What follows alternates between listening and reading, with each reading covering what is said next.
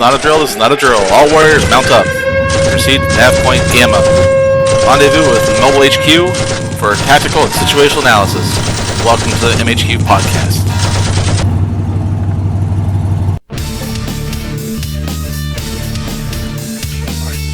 Hey everybody, it's just me and Randal tonight, and we're going to be talking about our campaign game that we had a little while ago. Last time we were on the air, Bradley and Randal were talking about the campaign, the Alpha Strike campaign that we run, and me and Randal are going to give you a roundabout view of what happened during our last campaign game between me and him. So Randal, yep, go ahead. Oh, well, question first. Were we talking about the one on Braun? Because Braun is the one that we're currently doing, right? No, I think we're talking about the one prior to that one, not the current. We'll get to the current one after the fact. The one on Alcatraz. Alcatraz, yeah. Yeah. All right, so for people who've been following along at home, we've got hexographer maps that we've created for the world map, so you can do your strategic moves over the entire area of operations map. And what we originally did, I just pulled up the old map. What we had been doing, and we started doing, is we imported the map into Roll20 so that we can do these strategic moves, a day or two before we get to a big battle. So in this particular one, I'm trying to remember all the moves without pulling out the sheets, but it's got a huge mountain range down the center, very sparse roads, so terrain was a factor. If you wanted to try to get anywhere on the map, you had to either take a road or deal with the movement penalties for going through terrain. Yeah, not to mention, I think we had heat going on too. Oh yeah, that was the other one. Yeah, debilitating heat. So basically, your infantry that moves too can't even move if they're not in a vehicle, stuff like that. There, which definitely slowed movement quality, of the game. We did. Weren't going to move so fast. Yeah, it was an extreme heat situation on that map. So at night, dusk and nighttime, it went from extreme heat to just regular hot. Tolerable heat, yeah. Yeah. So you could have actually had your infantry moving outside of vehicles, right? If you got into a nighttime battle. But right. Yeah. So what ended up happening is I was the defender. So first round, I had put my slowest unit into the advanced research facility. And one of the reasons why I did that is because I was going to try to bribe the garrison to, let me get one of those advanced units to join my force. Didn't work, but if you roll, you roll really bad, you could potentially gain infamy for trying to corrupt officials. Yeah. My other forces were kind of spread out. I had guys up in the northeast, northwest, and I think that was it. So I had it kind of spread out. I had aerospace also. I had 2 aerospace units. Jose, you landed initially down south, right? Yep. Yeah, so you were on the southeast corner, right beside your objective, which was a couple cities that you were trying to raid. So, right. What do you cover? What your objective was, first of all? I don't remember for that game. It's been so long. I've played 2 since, to tell you the truth. Hold on. Give me a second here. I can tell you right now if I can get it to come up. Because I keep I use the Alpha Strike campaign Excel spreadsheet to track everything. Yeah, and I know that was entered in there. So give me a second here. But yeah, and it's. You got to be careful because I went south again for our second game too. So yeah, setting up a pattern. Yeah, well, wherever you weren't, that's where I went to land. Kind of makes sense. Right. But So I have my Op4. I'm pulling up my old Op4 also, so I know what it was. So this was the... Yeah, we were at 450 PVs. That was my Op4. It was recruitment. That's right. It was recruiting Recruitment. grades. Yeah, recruiting. Yeah. And actually, this campaign is what triggered my realization that we needed to limit how many people you can recruit in each site. Because otherwise, you could have just camped in there and like recruit this week, recruit again. Okay, mission completed. Get off board. Yeah. I noticed. But it was interesting because between that mission and our mission, and now I played Bradley, and recruiting was working well for him. Roll the dice. All I gotta say, he rolled, I didn't. Was that reinforcements or recruiting? Reinforcements, recruiting out of the Star League facility, the star on the map, that location. Because I reacted to his landing in his game, and I moved away from that location. He was able to get a force of hover vehicles quickly in there and capture it. But whatever. That's a story for another day. But yeah, and it was interesting to me. I like the flow of both of our games so far, to tell you the truth. I like the flow of that first game of ours that I was the aggressor on. I saw a lot of... it gave me a lot of ideas.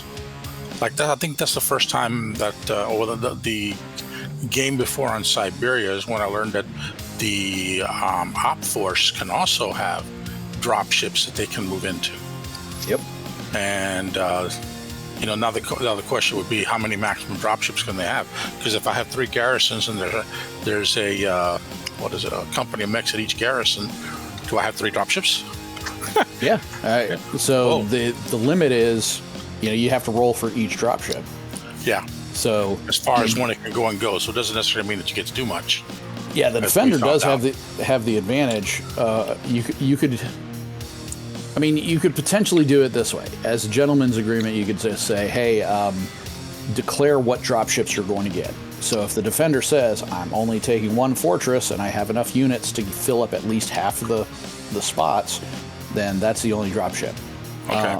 Alternatively, you could just say, okay, well, the defender has access to pretty much any drop ship, but they have to call them in anyway. So that's a 1d6 number of strategic rounds before it gets there. Okay, that's fair. That is actually fair. Unless I already have them grounded at some location.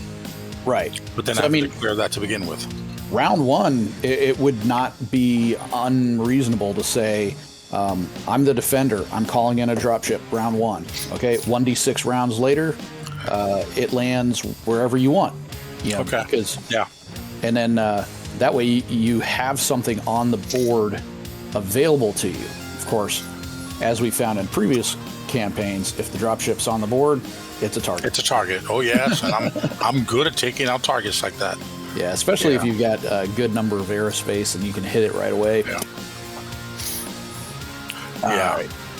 So looking at the map, so you went in, you started getting your recruits over at the cities and then the towns. Right. And I had to get my forces from the north to move down south. Right. I actually, did I go the wrong direction? I think this is the one where I took the wrong highway. You took the wrong highway, yes. You did. Yeah. So, know your old map. Come on, people, know your old map. Yeah, well. I saw, that was the one that happened on. I mean, I looked at it and I go, okay, he learned something too. So well, this was clearly Google Maps telling me that there was a roadblock someplace else, and it redirected me the wrong way. It wasn't my fault. It was clearly not the commander's fault. No. Right. It was Google. Yeah, it was Google Maps on your phone. Right. Yeah, I agree. Yeah. So anyway, I ended up going the wrong way. So it added probably 3 rounds worth of movement before I could even threaten to get to where Jose was. So I had to build up my forces. So my forces end up moving from the northeast over to the, northwest over to the east, just north. And then Jose, you grabbed your dropship and was like, nope, we grabbed what we needed from over here. We're jumping all the way to the other side of the map. Right, because I left my drop ship on the ground so I can return to it and take off from there. Yeah, and then I moved north, I believe. Yeah, you went extreme north area and landed right beside several objectives. Same as this last game. Yeah, pattern. There's a pattern there. Yeah, but the maps had enough similarity that it works. Yeah, so both of these maps are randomly generated. So that's one of the things I like about the hexographer is it does a lot of stuff for you, so you don't have to put in as much effort. But yeah, I'm still learning how to use that myself. I got another map I'm developing.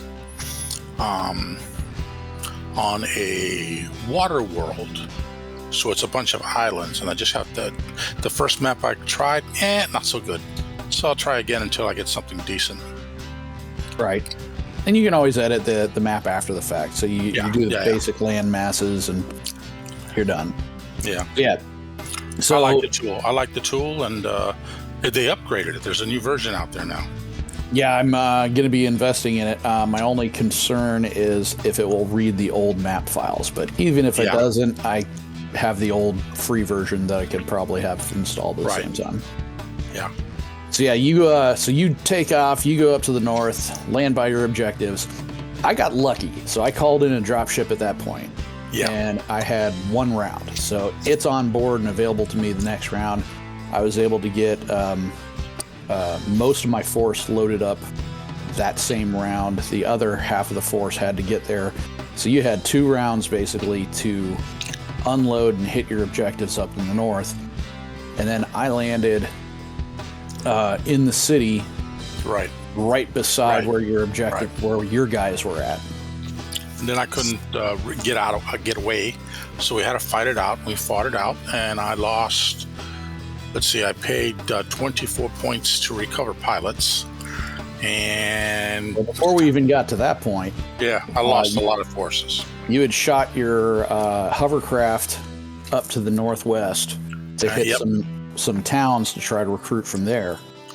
I lost one of the hovercrafts there.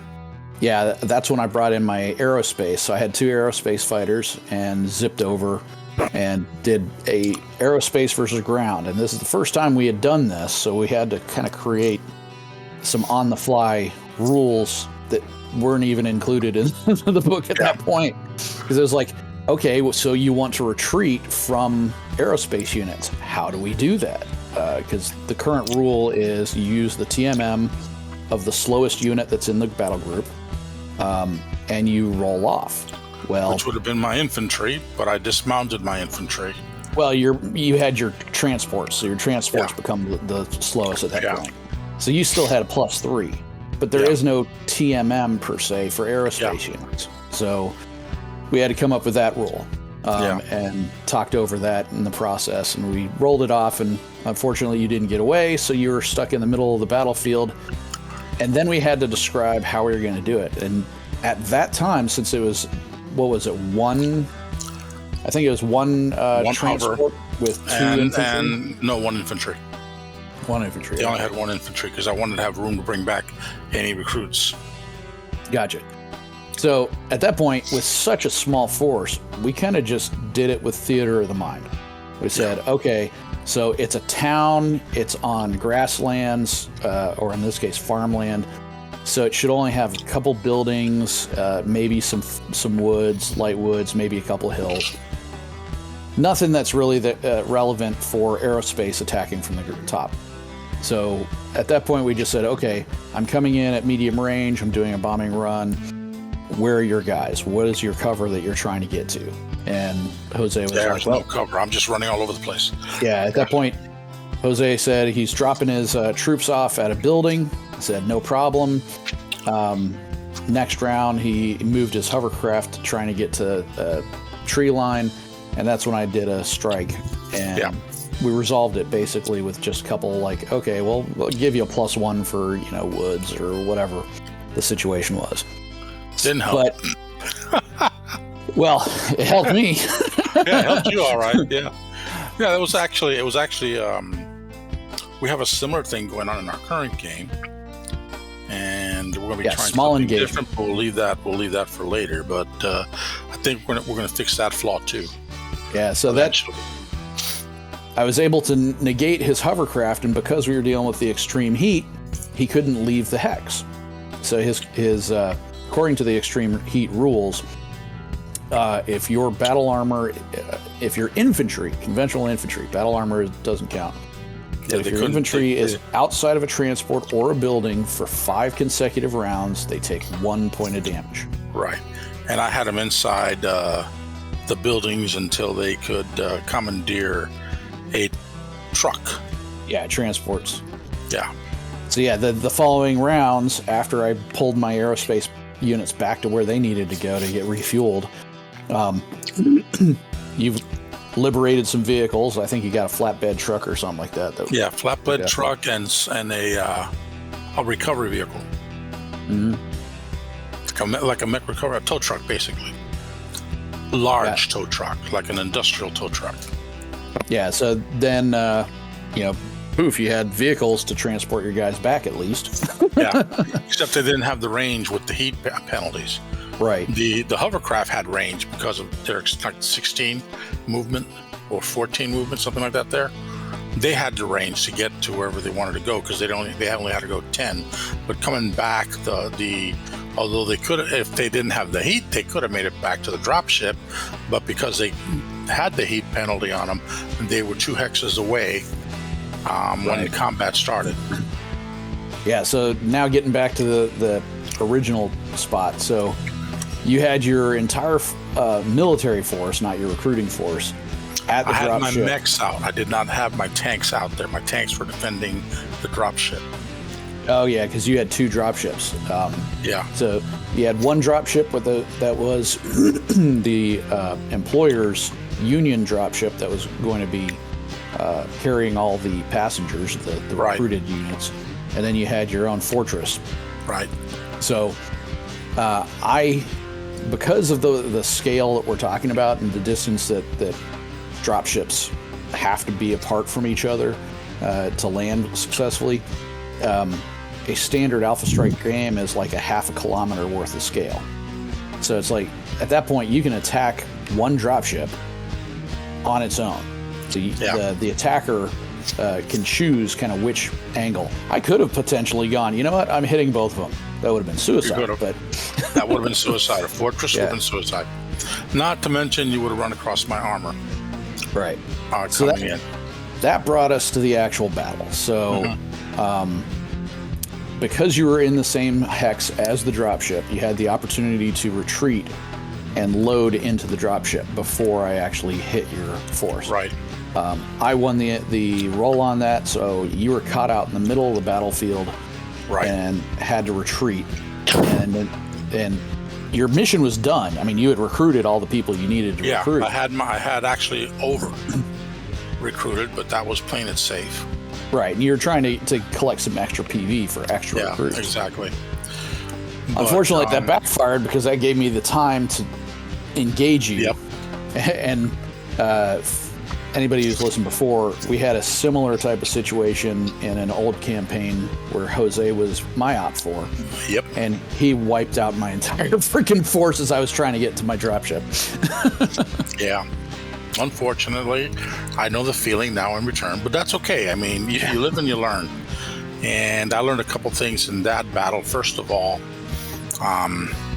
what I should have done was land my fortress where I did and land the other drop ship closer to the like in the middle between the village and there, so that was further away, so you had no choice but to go by my drop ship, my fortress, and that would have been.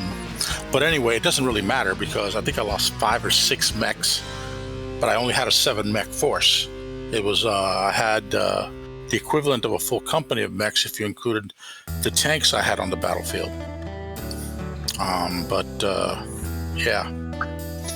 Yeah, so when I came into the thing, we had to look up the rules for how to handle drop ships taking off.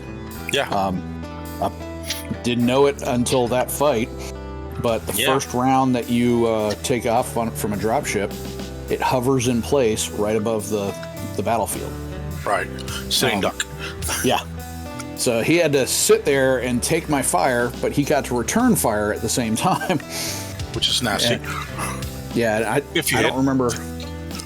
I didn't take out any of the units with it, but I did definitely. I think I forced you to take cover with your moves after that. Because I think you did move some behind some buildings at that point. Yeah, we had we didn't have buildings, but we had forested area. So yeah. And we had some pretty thick forest that blocked line of sight. So yeah, I took a flank off to the right, and my aerospace fighters were able to hit it 2 or 3 times. Got a couple critical hits on it. It was not quite what I wanted, but we did get a thrust hit at one point. Yeah. So if I could have dropped you to 0 thrust, kaboom! That dropship would have dropped like a rock. And I would have been dead and rebuilding an entire force, which I pretty much had to do anyway when I lost the many mechs I lost. Right. I had to rebuild, so that's a different story. You'll get to face some... No, I get to... Yeah, I'm landing with my dropship. Yeah, okay. Now, I gotta say, this game. I had almost an undamaged rifleman that was sniping from the right flank. Yes, you did. And damn it, was that the one you rolled 2 12s on? Yep. Yeah, so I had like 3 points of damage. No, it was my first point of structure that did it. Yeah. So, boom, you did 1 point of structure, and you rolled 12 on the damn critical hit. And I was like, are you kidding me?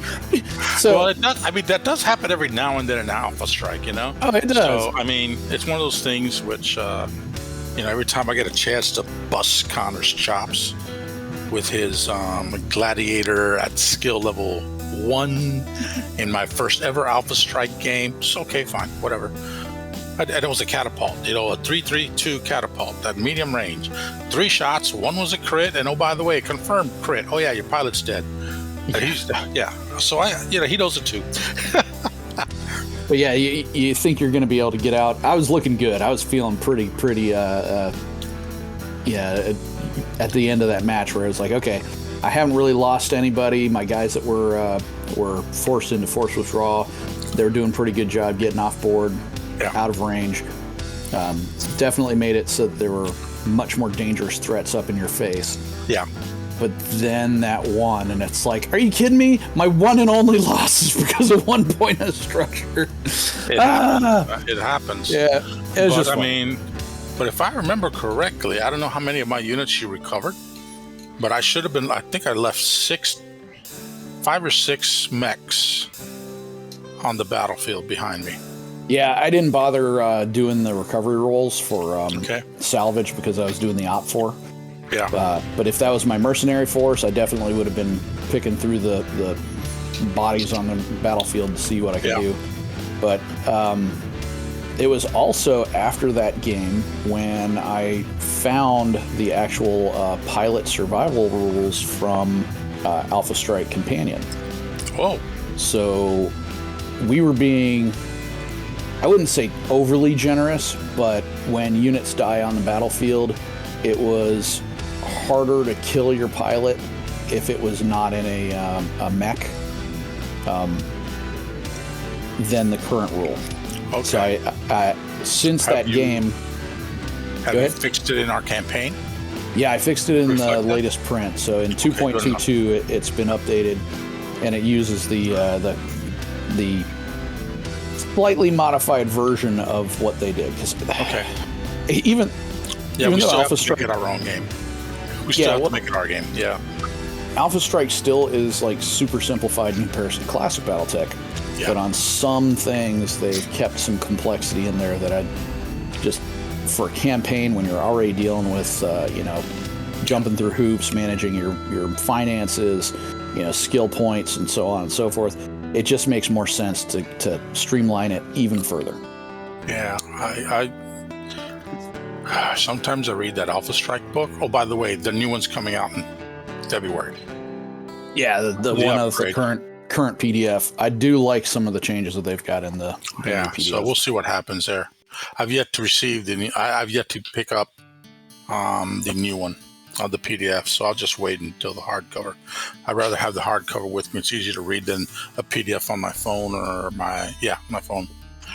So, Yeah. but it was an interesting battle, and it's actually fair to say turnabout is fair play. You don't expect to win every single match.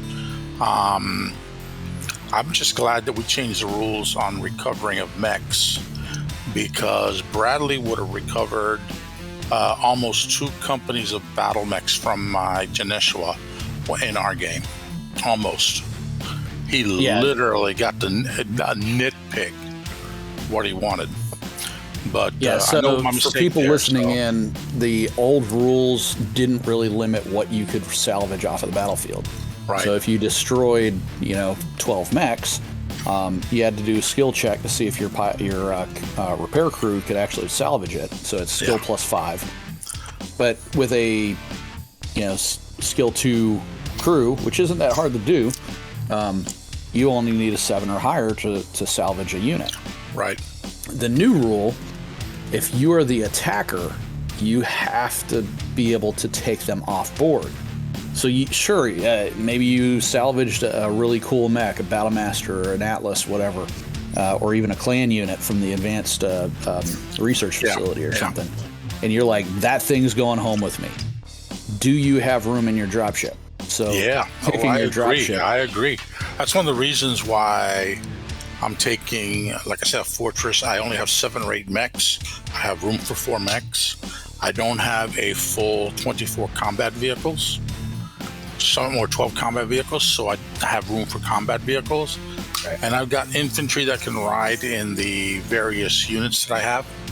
But remember, in the campaign, we streamlined that too. We just said, so classic BattleTech, you got, X number of mechs, X number of heavy units, X number of heavy or light, tanks, and then so many aerospace. Well, what I did with the campaign is I figured, they're going to be bringing their own dropship, so they can customize these things to a degree. Wow. And if it could take 48 units total, then that's the number of units it can take. So that once again, streamline it just a little bit. Yeah. Okay, no problem. I'll stick with the normal Fortress rules. I mean, it's enough for the force I have right now. Yeah, if you want to impose your own restrictions on it, that's perfectly fine. But for the purposes of the campaign, I think the Fortress holds 48 units. So, you could stack it with as many units as you want, as long as it's less than 48. And that's the other thing is the infantry don't count to that limit, because you can pack them into corners or inside their transports, whatever. On the description in our campaign, there are, I don't know if it's combat engineers or infantry units that come with the dropship. Yeah, they have their own repair crew. Okay, good enough.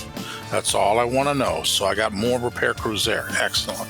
Yeah, so what they do is they repair, well, they're only supposed to be repairing the dropship, and they repair it at 2 points per round. Yeah, which works. In the current, which is what I was doing.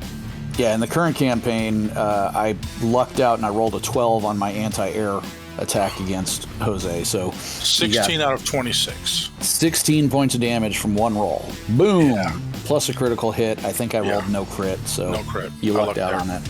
Yeah. But for if that went into structure, you can't take off. You have to have armor in order to take off into space. Yeah, so each round it was 2 points, 2 points, 2 points. But then you can assign your own repair crew to help, and that would be 3 or 4 points that you could potentially help them fix at each round. I think I did that when my units got back. Yeah, I did that when my units got back. Yeah. Because that's my, just in case, I wanted to be able to search enough, I sent my combat engineers out as well, which I don't normally do. I normally keep them in the back. So looking back at this campaign, what might you have done differently? Because you were the attacker, you had the opportunity of landing. As the defender, I picked the map, so that makes it difficult for the attacker. To be honest, I think the heat restrictions blunted what I really wanted to do. I still did the recruiting, but I did not have the ability to go. My mechs did not have the range from where I landed. I didn't think about it from where I landed to get into a city that they could have picked up a small or even a medium and forced them to surrender. So I couldn't pick up that. That's my thing, because that's also recruiting. And I think that's the thing. The restrictions based on that heat penalty was brutal. I think I fought a fight with Steven where we did the Battle for Earth. He was Jade Falcon. He bought 3 binaries versus my binary of Clan Wolf, and I almost stopped his 3rd binary from getting through. I stopped his 1st and his 2nd. I took out all his elementals, but he kept shutting down my boys with my mechs one after another with heat damage, because in that, if you guys ever played that one, every unit has 2 heat against it to begin with, so you cannot overheat. Each round you were generating 2 points of heat, right? No, you were in an inferno. The woods around you were on fire. Oh, okay. So you had 2 heat to start with, and if you overheat or heat was applied to you, you shut down. And his elementals were all heat. So when they got forward, shut down. What he had a hard time with was the fact that he came with speed. And in that particular one, I came with power. I had the Warhawk hadn't come out yet, so I had 2 3D printed Warhawks, a Gladiator, and 2 Dashis. And he couldn't get past those. All right. Because just the amount of damage I can do with one of those, just any one of those Dashis could take out one of his light mechs immediately without an issue whatsoever. So it was something that you learn quickly, that I've learned quickly, is if you're going to be going against multiple waves, the heat didn't help me there either, but it did help in other ways, because I had to point out to Steven that elementals don't take heat damage. So they were free to move around. And they didn't have to stay on the road. They could jump into the flames on either side and move up. So it was fun. It was a fun adventure. I recommend you try that one of these days. Well, remember, if it's a non-heat tracking unit, instead of taking heat damage, it takes physical damage. So armor and structure. So you We might have crippled yourself on that then. Well, he couldn't either, because all his jumped into the fire as well. So yeah, that's what I'm saying. Is he would have had to have been much more precise with his movement. He picked mechs that had heat damage, that can do heat damage. So but unless they have fire resistance, the FR ability, then they still take damage from fire. Yeah. So I think you shot yourself in the foot on that one. I probably did. But like I said, I mean, every time I play, it's a learning curve. You know? There's so many layers to it. It's like when you start out with basic, it's like, okay, this is an easy game. But then you go, okay, well, now we've got special pilot abilities, special command abilities, lance abilities, alternate ammo, those weird little tweaks where, okay, we just had in a little game here up in Spring Hill. Guys were like, okay, well, I've got SNARC and I've got TAG. How am I supposed to use those, and do they take effect immediately? The answer is yes. But if you didn't know that, you wouldn't necessarily know that you need to resolve those before you get to your LRM boat. Yeah. Unreal. So, yeah. Yeah. It's something that I'm trying to learn how to use in the current campaign. Trying to use tanks and more I know how to use LRM boats and SRM boats. I'm fine with those. But using tanks and making the tanks work and how to properly use them is where I'm struggling the most with the Alpha Strike game right now. I didn't have that problem with the original Azul Dragon Swords because that unit was up to like 82 total units. And I could have 2 flights of helicopters, 2 flights of fighters in the air, or aerospace actually, and then 2 companies of mechs and about a company of infantry altogether, all combined, including 6. That one had 6 total combat engineers and a lot of infantry. And it's one of those things where I never got to run that force against a large combatant, except for Jonathan Colton. And that was under the own rules. So needless to say, I didn't have room on my combat ship, to lift off because I used an Overlord at the time. Right. But I did take a couple of mechs that I could take with me. I decided, well, I lost 2 mechs. Hey, I like those 2 mechs better. I'll take those 2 mechs and leave my wrecks on the ground and blow them up. But it was interesting. I mean, I'm learning a lot of strategy. I'm hoping when Bradley has this, him and Ronald are playing on the 23rd of this month, the game at Critical Hits, and then they're going to have a strategy session afterwards. So they're doing, what is it, like 24 versus 24 type of thing? Something like that, yeah. It's going to be a big match. I'm hoping to have my camera set up over the table so I can take shots of each move. I'll be doing the same thing. I'll be trying to put together a kind of a video with a play-by-play. And it'll be more like a almost a PowerPoint presentation. Yeah. So what I want to do is, like what we're doing here, is get them onto Discord and record each individual track. So each move they can say, okay, so this round, what was your strategy? That round, what was your strategy? Okay. That works. Then we can push that out as a video as compared to the podcast. But you can do the podcast for audio. We can still do the audio and then direct them to the YouTube channel, which is growing faster than the podcast channel. So I'm happy with that. You know, video is more engaging. It's I mean, I've always liked video better. I'm a visual person. No, I agree. So what else is coming up as far as what's the next plan? So I mean, on the campaign side, being forced to do the engagement with the theater of the mind and just kind of randomize, like saying, okay, I'll give you a +1 cover. That didn't really work. So in our current campaign, we're going to try something different. That's right. Yeah. In our current campaign, we've got a very small engagement. There's like 2 hovercraft, 3 hovercraft on your side, and there's 4 hovercraft, no helicopter because I left the helicopter behind, and a couple infantry units. So it's very small.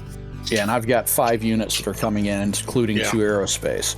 So it's the 3, so 2 hovercraft, a VTOL, and 2 aerospace on my side. So luckily, what I did, heat isn't a problem, so I can download my infantry, have them take cover. Right. Yeah. So what we did on that is I created a random map from Hexographer, did some edits, threw on some light woods, a couple hills, and a couple level 2 hills on there. And that is going to be our battlefield so that we can do this. Now, Jose lives about an hour from me, so it didn't make sense. It didn't make sense to fight a little small game and make a drive. Either one of us drive. Exactly. For that. For a big game, then it makes sense, but not that. Yeah. Yeah. So I just imported the map to there. I've got some 3D models from the internet. I did screenshots of those, created little icons for them from those. They look good. And we're using the labels so we know what the heck the unit is, even if it isn't clear. From the, but it's a 72 hex by 48 hex map. and each hex is 1 inch. So it'll be an interesting little test of this. Similarly, for those people who are playing the campaign, they're using our pre-generated maps. I added an instruction an instruction Word document on how to get hexographers maps to line up with Roll20's hex thing. It was a pain. It truly was a pain the first few times. But now that I've got the instructions, I can import a little 40 by the default size that I was doing, 30 by 45, 35 by 40 hex map. I could import that with just a couple pieces of effort. Yeah. As compared to before, where it was like, oh man, I've got to jump through hoops, resize this. Oh, things got moved all over the place. Every time I practically touched or twitched something, it resized my map and moved things. Yep, I've seen that. I had a problem with it when I got that map on there, and you got to fix it. But hey, it works. Someone will figure it out. Yeah. So we're going to try that. We're going to try that hex map. See if that clears up some of the fog and everything else. And I mentioned in our chat group to the guys for Tony and Patrick, if you guys want to get involved, we might figure out a way to get it all on Roll20 so you can do the entire campaign and even large battles that way, Yeah, so I mean, if it's possible. I'm debating about whether we want to have like generic, like light, medium, heavy assault mechs for icons, and you just use the labels to say, oh, right, that's to an say Atlas, this is an Atlas. Warhammer. Yeah, I'm thinking that might be the best way. That way you don't have to go nuts. That'd be the easiest way.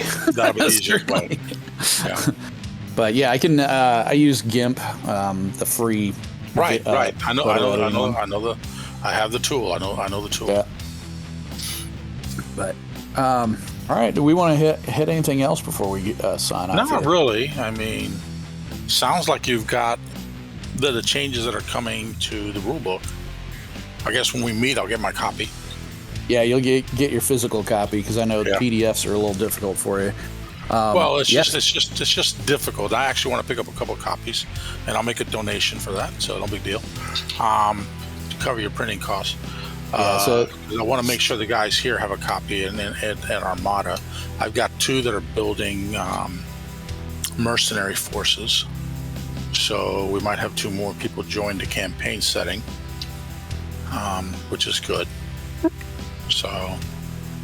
Yeah, I definitely accept donations. I do not charge for them. So if somebody wants it and they say, hey, I can't afford it, I'll give it to you for free. Yeah, but stocks are limited. Yeah, well, that's true. Hey, did you see the picture I posted about my Highlanders? No, I missed that one. BattleTech chat group. I posted it there. The same guy that painted my Kurita forces for Gen Con, which I didn't go to, is painting the tartan on my Highlanders, and he's going to change the blue face paint on the screen to gold to match the Highlander on the back of the Alpha Strike box. And I'll just do the bases when I get them, and then the guns, I'll paint them out. And the missile pods and that, and away I go. Art and pattern just looks like a pain. It was. It's taken him 2 weeks to get there. And he's been trying it on his own mechs, and he goes, boy, I'm glad I'm repainting these. But he finally figured out how to do the pattern. Okay, now I see it. And I told him it doesn't have to be perfect. It just has to look like a tartan. And tartans aren't crisp when they're that big, No, that looks good. The way he did it was just a little patch on the side or front of the unit. Well, there's going to be 2 patches on them, one on the chest and one on the side. That's what we agreed on, except for maybe the Locust might have just the ones on the side. So we'll see. I mean, I'll be happy. Yeah, I'll be happy either way. I'm just glad that. And it's going to be interesting. It's one of those things where I have my own mercenary company. I have Wolf's Dragoons, almost a battalion of them. No, regiment of them. Right. And then I have, I'll have a company of the Highlanders. So that'll work. Yeah, all right. I'm happy with that. I am very happy with that, and hopefully I'll get them before the next time. You know, in the next 2 weeks, we'll be finished with them, so I can have those as well. I got to redo. I'm doing the bases on my Kuritas this weekend, I think. Are you doing some texture on them? Yeah. Okay. And I've got I had to order. I talked to the guy on eBay that I purchased the original Formex with the texture pattern they have on it, and he told me what to get, and I'm getting it. So it's being. Matter of fact, the box just got delivered outside, and I'll have half of it with that, and I'll have another half on Friday, or no, Saturday. It'll be here. And there are days that I'm envious of people's ability to texture their bases and really put it into this beautiful diorama. But then I look at my own and I go, I like the clear bases. Well, yeah, that's the thing. I got, I like clear bases too, but I have these Formex with these gorgeous bases, and the rest of them are going to be regular Catalyst bases. Nah, come on. Right. I can't do that. But it is what it is, man. And hey, good my conversation. OCD kicks in too. Yeah. Well, I guess we're done, really. I mean, perhaps we'll be able to do a full campaign on the Roll20. Or if not, we'll figure out some other way. But we will be playing a live game as soon as we finish up the game on Roll20. Yeah, I think next week, if sometime next week, if we get this little mini battle done, then we can finish off our strategic side. Because I'm within striking distance of you at this point. Yeah, so, you are. So you're in striking distance, and if you come back toward that town up north, you're going to be having a problem. Yep, that's a big force. Yeah, so we'll see what happens there, but we'll see. I mean, yeah, we'll see. All right, guys. I'm happy with the way this current mission is turning out. I just got to see how much of my forces I'm going to lose with this, because the airstrike will do damage. I'm hoping I can fight back with the Pegasus that are there and try to strike at those flyers. The little one. I mean, you might be able to take out one or two of my units if you're lucky. Yeah. But it's hard to say right now because you only have one unit that can actually shoot, and I got 5 2 Pegasus. Oh, you got 2. Okay. Pegasus. Yeah, and the infantry units, no, they can't. They only go short range. Oh well. Yeah, they're not going to be shooting my aerospace, but they might get my my little APC that's out there. Yeah. So, all right, guys.